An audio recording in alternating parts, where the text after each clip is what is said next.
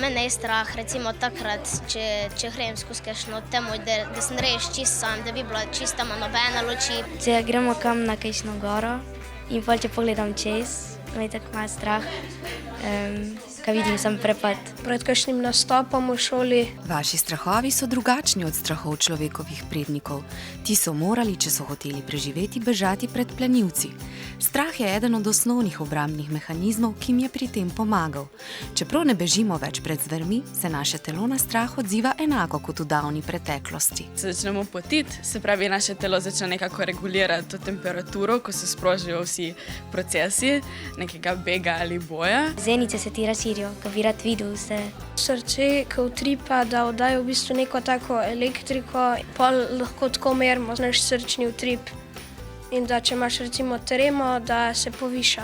Da lahko res kisik doseže vse celice, ki pospešeno delujejo v našem telesu. Ko nas je strah, se začnemo tako tresti. Hitreje dihamo, ravno spet, da vnesemo dovolj kisika v telo. Mišice dobijo dovolj neke energetske osnove, zato da lahko potem delujejo. Ali pa pač kle v trebuhu čutiš, kot da bi se ti nekaj premikal. Večini od nas, ko nas je strah, imamo tremo, postane slabo. Če je prav človeka lovila neka zver, naj bi v bistvu tudi bilo bruhanje eden od načinov, kako bi mi zamotili to divjo zver, se pravi, da bi ona se ustavila pri tem našem izločku, mi pa lahko zbežali naprej.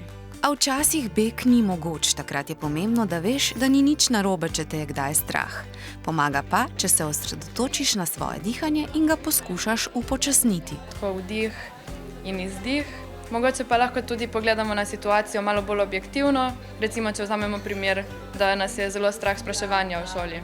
To pač bomo dali skozi, odrezali se bomo tako dobro, kakor se lahko in to je to. Učinkuje pa tudi pogovor z osebo, ki nam je blizu in ji zaupamo.